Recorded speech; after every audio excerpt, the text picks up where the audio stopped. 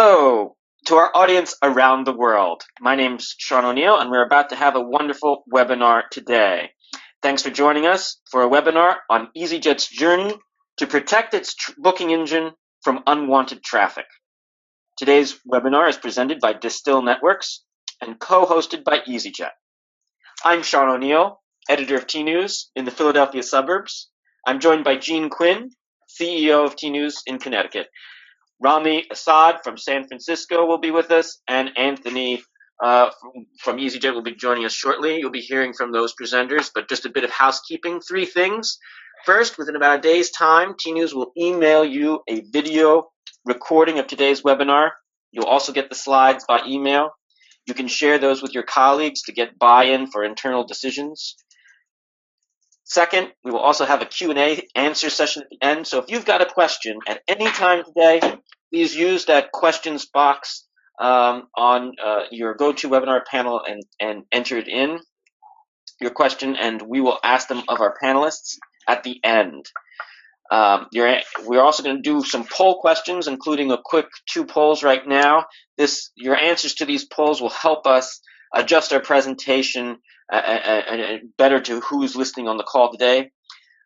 Where are you located? If you could please use the poll tool and GoToWebinar to tell us whether you are in North America, whether you're in Europe, whether you're in Latin America, or whether you're in Asia Pacific. Given the time difference, we expect a lot of people are going to be in Europe and in North America, but we are grateful to people all around the world, and definitely this advice applies everywhere. And again, we will send out copies of the slides and a video replay of the recording afterward. So it looks like North America's got about 26% of you, 67% are in Europe, and 2% in Latin America, and 4% in Asia Pacific. We're grateful for you joining us wherever you are in the world. One more poll question, then we'll dive into the presentation. We'd like to know what business segment you are in. Please let us know what travel business segment you are in. Are you a supplier, such as an airline, hotel, tours and activities? Are you a travel agency, a TMC, or a corporate buyer? Are you an online travel agency or a tech provider? Again, there's information here about how to battle bad bots and stop fraud and sort of improve your KPIs. It's going to be relevant to a lot of players. So it looks like about 1 out of 5 of you are suppliers. About 42% are tech providers, 16% are OTAs, and 7% are travel agencies. That's great cross-section of the industry. We really appreciate you being with us here today. We have 2 presenters who are going to walk through a case study of what happened with easyJet when it hired Distil Networks to tackle a few of its problems. We have Rami Assad, who is joining us from San Francisco. He's the CEO and co-founder of Distil Networks. We also have Anthony Drury, head of business for easyJet. He's joining us from London. I'll hand it over to Rami now. Thank you. Thanks so much, Sean. So today we're going to be talking about the overall bot landscape. In the agenda slide, we'll see we're going to spend a little bit of time talking about how bad bots have impacted the travel industry, what they're actually doing with the actions that they're taking on your website, and how they're hurting you. And then really the meat of the conversation today is centered around easyJet and their journey in understanding their bad bot traffic and how it's impacted them. So before I get started, let's take a look at the first slide and talk a little bit about what are bad bots. Bad bots are any kind of script or program that's made to automate an action on your web infrastructure. What most people don't realize is 1 out of every 5 people accessing your website are not people. 50% of your traffic is bots, and some of those are good, like Google, Yahoo, Bing, but a lot of them are malicious. People that are exploiting web scraping or finding vulnerabilities in your site or trying to find holes in your infrastructure. It could be done for business reasons or hacking reasons, but at the end of the day, it poses a real risk to your business. Now, a lot of you might think that bots are easy to spot. And if we see on the next slide, I would argue that they're harder than ever to identify. What we've realized in our latest bot report, when we surveyed thousands of customers, tens of thousands of websites, is that bots have gotten to be more sophisticated than ever. In fact, 88% of bots are what we dub either advanced or persistent bots. Advanced bots mean that they can load JavaScript, they can support cookies, they're using real browsers and mimicking human behavior. Or the persistence of the bot means that they're trying to evade who they are. They're rotating through their IPs. They are constantly changing their headers. They're doing something to constantly evade your detection. And we'll see here next some examples of what that means. For example, most bot attacks come from a number of different IPs. The same exact attack with the same exact owner, 73% of the time comes from 2 or more IPs. In fact, 20% of the time it comes from 100 different IPs. And so if you think that you're looking through logs and by looking at the IP addresses coming at your site, you're able to identify or detect these bots, then chances are you're missing a lot that are coming in what we call a low and slow attack that's very massively distributed, that flies under the radar of most existing systems. Also, you'll see next that 40% of bots are able to mimic human behavior. So it's not just things that you can do on a technology front that they skirt, but also analytics that they're going to be able to skirt. They're going to be able to load CSS. They're going to be able to pause and transact on your site. So 40% of the bad bots out there are able to go through your checkout process with very little with ease. And so with some of those details out there, I'd like to turn it back over to Sean. How many of you guys buy into this? Sean, I think we have a poll question around this. Yes, that's right. Please vote in our poll here to let us know your answer to this question. True or false? You have good visibility and control over unwanted website traffic and transactions. True or false? Do you have good visibility and control over unwanted website traffic and transactions? It looks like about 75% of you say it's false, and about 28% of you say it is true. Is that surprising to you, Rami? Well, I would commend your audience, the audience here, for being open and honest about this. I think a lot of people fool themselves into thinking that they have visibility and control, but it sounds like the audience here is here to learn more about it. Anthony, before you had a system in place that was purpose-built to detect bots, did you feel like you had visibility and control? No, we definitely didn't, Rami. It's certainly got obviously better over the years since we've been dealing with yourselves, but I still think there's still a certain lack of visibility out there, which we're all kind of progressively working towards getting to that magical number. Yeah. I think that's the key here, is that most people don't even know where to start because they don't have any visibility into what's happening. So let's, before we talk about Anthony's journey, let's talk a little bit about the bots and what kind of things they're doing. So if we look at the land of web scraping, as the bots are sometimes called, who's behind them? In the next slide, we've outlined kind of 4 types of web scrapers. You have the search engines on the far right there, the good guys, the ones that you want to drive traffic to your site. And then you have competitors, aggregators, hackers, and all of these are using the same technology. They're all using web scrapers and bots. And so how do you differentiate between the good guys like search engines, the gray area people, the aggregators that sometimes you want to work with, sometimes they overstep their bounds. They're not working with you in a legitimate way. Your competitors, whether it's direct competitors from other OTAs or other airlines, or it's somebody that's trying to spin up a new competitive service by aggregating your fares, or hackers that are trying to absolutely penetrate into your site. How do you differentiate between that? Well, let's talk about the types of data that they're after. If we see next, why would competitors or why would hackers come after you? And really it's the information that's there on your site is very, very valuable to them.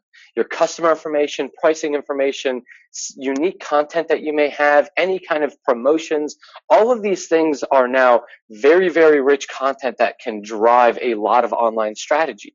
And the best way to secret shop your competitors and best way to get a leg up on the market is to use bots and web scrapers to aggregate all of this information and have an unfair advantage over everybody else. You can have a complete perspective of the entire landscape and make your business decisions and drive your content based on what everybody else is doing.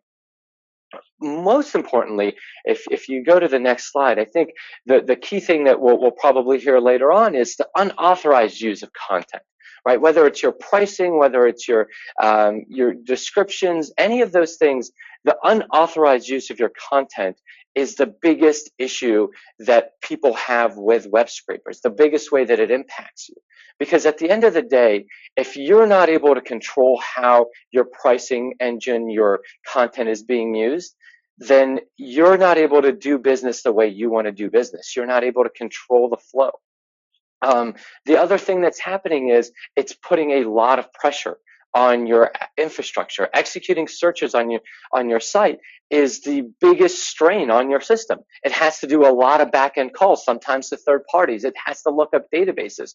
If a bot gets out of control and out of hand and starts executing a lot of searches to get an idea of what your entire inventory looks like, that can bring your site to its knees. And then the biggest thing here at the end also is unauthorized middlemen. Having somebody else in control of your passenger, somebody else as the person that's transacting for your passengers, is taking you one step away from delivering a great flight experience. So let's say there's something that you need to update your passenger with, but all of a sudden you don't have a direct way to interact with them. Can you really entrust that middleman is taking care of the things that you need them to? So it's really the inability to control what's going on around your pricing, around your passenger, controlling your website. All of these things are negative impacts of web scrapers. Now, there's also dollars and cents. We'll see next here that one of the biggest uplifts that you can have on your site is add-on sales. But introducing a middleman, introducing somebody else into the mix, removes your ability to provide these add-on sales. And so again, this takes dollars and cents right out of your pocket and hands it over to somebody else. It's removing your ability to control how you want to do business. And it's not hard. We have in the next slide a quick example. You can go to Freelancer, you can go to a number of different Odesk, a number of different sites, and it's as simple as posting a $100 request or a $20 request. And there's hackers out there and script kiddies out there that'll write a bot to index your site, to scrape your site. Go do it yourself. Put a job posting out there for $25 and see how good the quality of data can come back. Now that's the side of web scraping. Let's talk a little bit about web security and online fraud and how that might be coming into play. Hackers have learned that it's not about them manually going through page by page and finding vulnerabilities. They can operate at scale by simply writing a crawler or a bot to run a vulnerability scan across your entire infrastructure. This helps focus their attention to the places that are weakest. It's like giving a blueprint to the bad guys about your vulnerabilities. And this is the very first way that hackers exploit your site. They look for where your weaknesses are and then they write bots to exploit those. So having a strong anti-bot policy is going to make your site more secure. The other thing that we're seeing now is a huge amount of fraud. In the next slide, we talk a little bit about how account takeover is one of the biggest threats to online businesses today.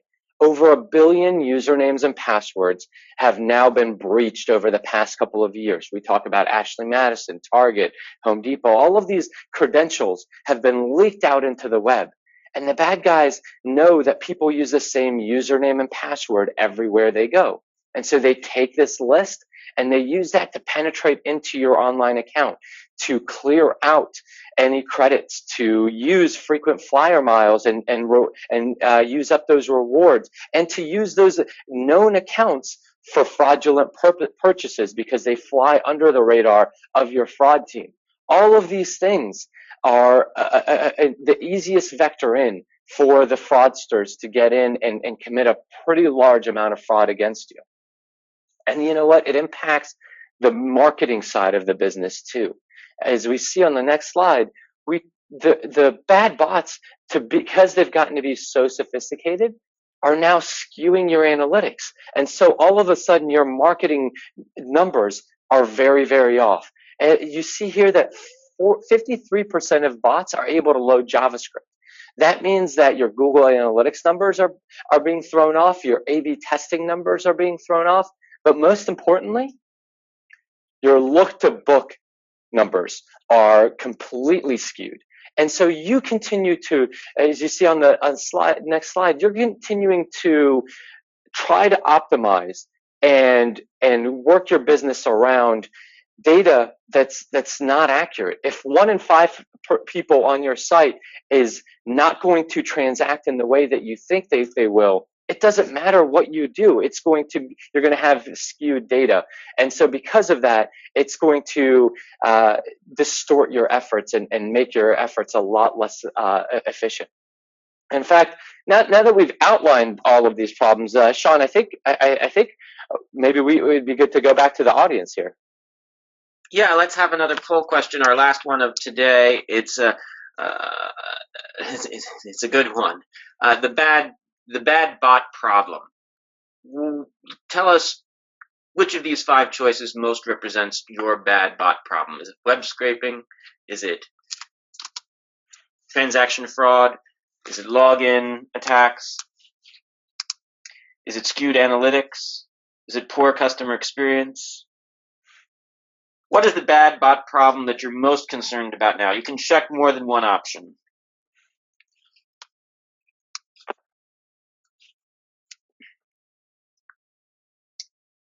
Thanks to everyone for participating in the poll today. It helps us tailor the responses that we can give the rest of the presentation as easyJet is about to share its story. So it appears that 34% of our audience today feels that web scraping is the problem that they're most concerned about. 21% say transaction fraud. About 9% say login attacks. 27% say skewed analytics, such as the look-to-book ratios that Rami was just talking about. And 9% say poor customer experience. Rami and Anthony, does that sort of fall into line with your expectations? Anthony, I think, I don't know about you, but I think this to me shows that a little bit of everything is the problem. That people have a number of different issues, and it's not binary. It's not one thing or another. Oftentimes, I think people are torn about what they want to talk to us about first because they have a little bit of each of these things. What do you think? Yeah, so if I looked at the 5 from our perspective, I think point E, customer experience, stands out as my highest priority, then followed by A and B, based on how much web scraping we see and the potential transactional impact of that. But when I come to a few slides in a second, the customer experience and the impact of these transactions has a massive kick-on effect for the airline, or goes beyond just the technical aspect of all this. So with that, Anthony, why don't we? I think this is a good place to transition over to you and hear about the easyJet story. Yeah, great. So I think I heard from the start about 70% are based in Europe, so I won't dwell on this slide too much because I think most of you understand who obviously we are. For those outside of Europe, and just the kind of magnitude of easyJet kind of comes here across on the page: 4 billion market cap, 73 million passengers. And we're close to 90% direct bookings, which is obviously going through our selection of website, mobile app, as an example. And that is very different to most other airlines around the world who use a lot of third parties more than we traditionally have in the past. We have industry-leading API capabilities, and we have dynamic pricing model, which makes it very attractive for companies to want to come and constantly scrape and impact our servers because our prices change such a frequent magnitude all the time. Through the API partners, we have now just over 50 API partners, and it's a mixture of GDSs, aggregators, who we've been contracted with and working with now for several years. And those aggregators then feed our content in a controlled structure onto thousands of third-party companies, let them be OTAs, data analyst companies, who then use that content to obviously transact, and obviously they obviously monetize that at the same time. A lot of our focus around controlling our content has really started from that customer experience that I alluded to a moment ago. So if you think of all the disruption across Europe, and particularly over the last couple of years, what's really come to light is if easyJet hasn't received the appropriate amount of customer data for that transactional booking, when it comes to finding that individual in times of disruption, it impacts all of our systems and impacts our customers. So we aggressively went about looking at how we can improve that level of data we're capturing and really take control of our data.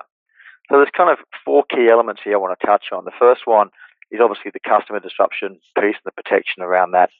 We've obviously got concerns with the way the world's evolving and the fact we've invested so much in our brand. Having brand protection through the likes of Distil is really important for us as well. Obviously, on all of the slides, kind of Rami talked about a lot of the tech impact. Kind of wasn't clearly quantified, but we do get a lot of activity which slows down some of our servers, causes some of the IT guys a lot of issues around the technical impact. And then there's also two others. There's obviously lost revenue. If the flight's not being sold by easyJet, it's being sold by a third party, that's an unauthorized or unapproved third party. That could have been a ticket we would have sold ourselves, and we would obviously monetize that with our ancillary products. And then the last piece, which has some impact as well, is some of the analytics we look at across the organization based on the way some of these third-party companies are trying to bypass some of our kind of controlled, managed API channels. So as an organization, several years ago now, and it's really come to the forefront in the last couple, we started looking at, based on this changing world, what do we have to do to start to put some more structure and process around this. So we started by developing what's called a customer charter, and you'll see on the next page. It's a charter for distribution principles, which we work very closely with our 50 API partners to really make sure that the customer is not impacted and the actual information being received from easyJet is going through the right channels. If I give you the example, which will kind of bring this to light for you, you'd all be aware of Sharm el-Sheikh and some of the issues there about 15, 16 months ago. At that point in time, we really got exposed with the amount of people's names who we had no accurate detail or contact information for. So I knew that John Smith was there on site in Sharm el-Sheikh, but I didn't know how to get John Smith in contact with him because some of the transactions which we hadn't picked up at the time through some of the process we had around scraping had gone through our systems using fake email addresses, unresponsive email addresses, so we couldn't contact John Smith. So we had to deploy, we actually hired a Learjet, gave out a bunch of orange T-shirts to a whole load of people and staff. We flew them into Sharm el-Sheikh, and they were literally going hotel to hotel trying to find John Smith. And that's not what I call a customer experience. So we learned from those and many other types of examples. So we've actually gone about now adapting and adjusting all of our API agreements to put channel and content control back into those so we can start to turn on and off people who we don't think are doing the right thing through the API channel. So I think we're pretty strong as far as getting hold of what I call the front door. What's still been a problem is the back door. And these are the people who are going to our website trying to scrape it both transactionally and also for pricing and availability-based information. And if those get through the system, John Smith becomes John Smith again in the next disruption. So we've done a lot of work with Distil over the last couple of years to start to close that back door in a very structured fashion. And you'll see on the following page around the partnership we have with them. It's been 6 years now. I think we've kind of woken up ourselves internally in the last couple of years and resourced around this into a controlled project team. So we come together on a fortnightly basis, and I have people from all different departments across easyJet talking to me about what is going on out there in the marketplace.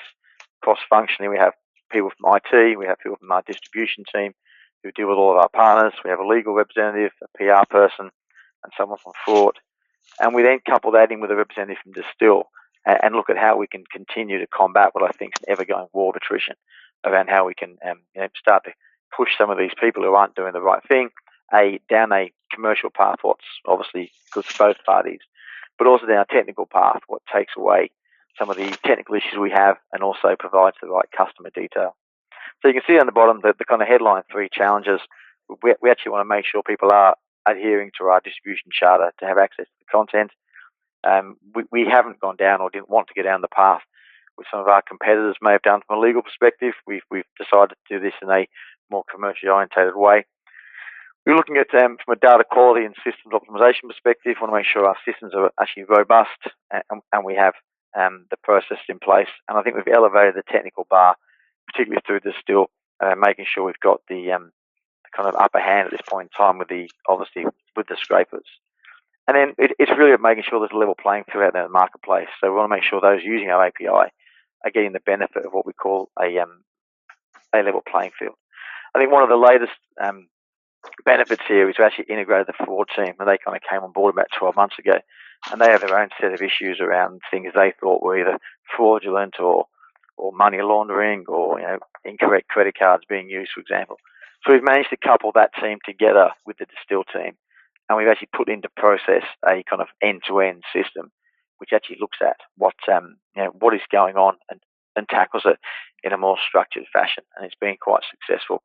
And we can see the success just in the increase in numbers down our API channels over the last couple of years, where the actual robotics and the managed service with Distil has actually blocked a lot of these third parties and forced them down the API path.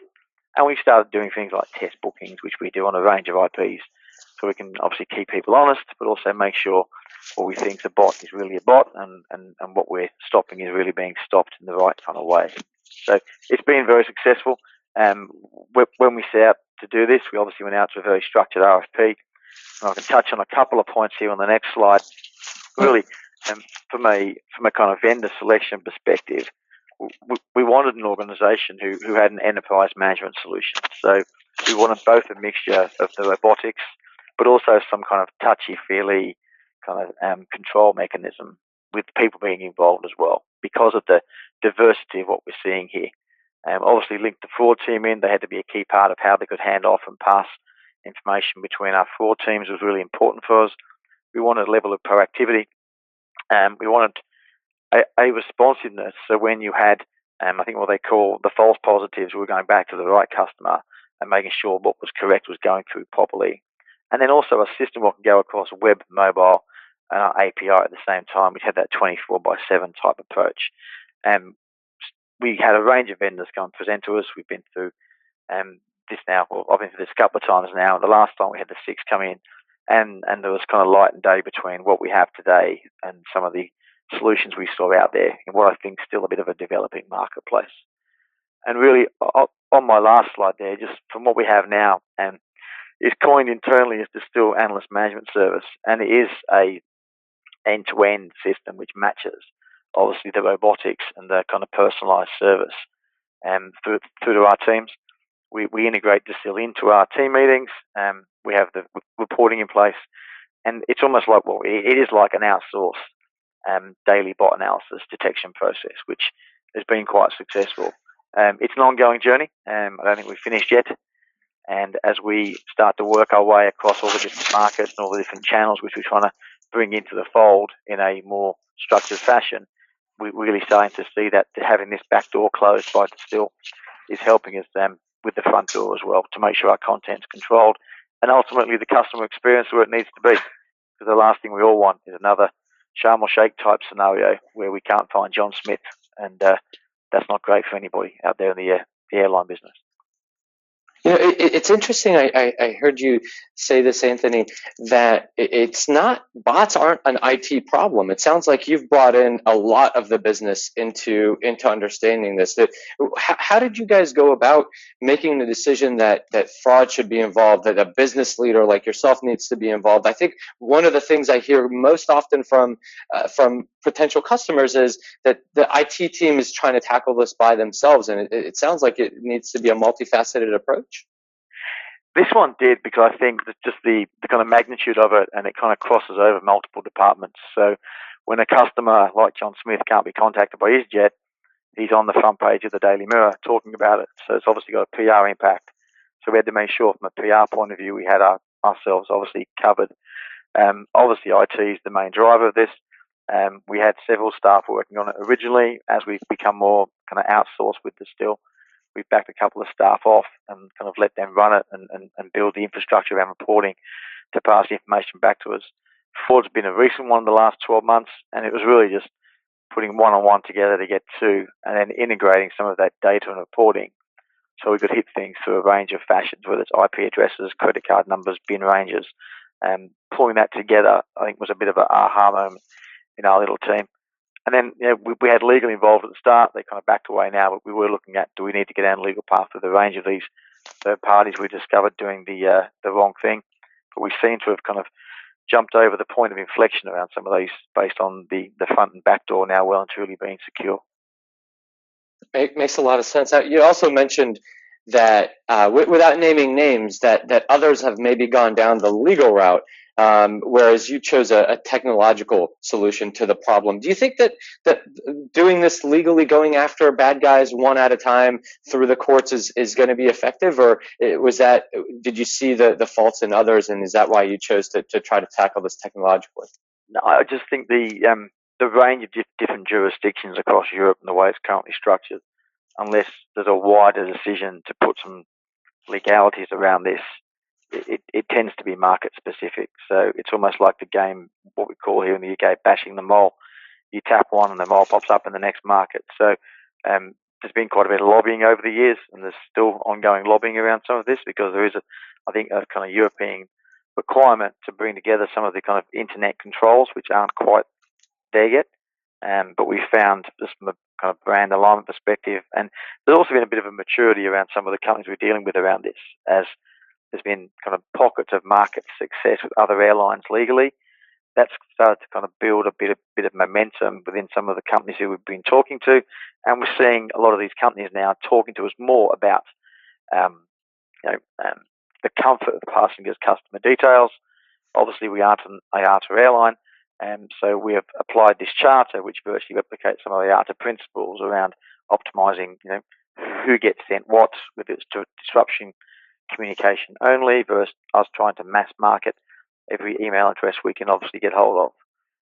So I think, just for us to come back to your question, I think there's no real right or wrong way here, but this is the path we've taken at this point in time, which has been quite successful. Yeah. Now, I will say you guys are very humble, and you didn't highlight this, but if you haven't read the easyJet charter, it is very, very well done.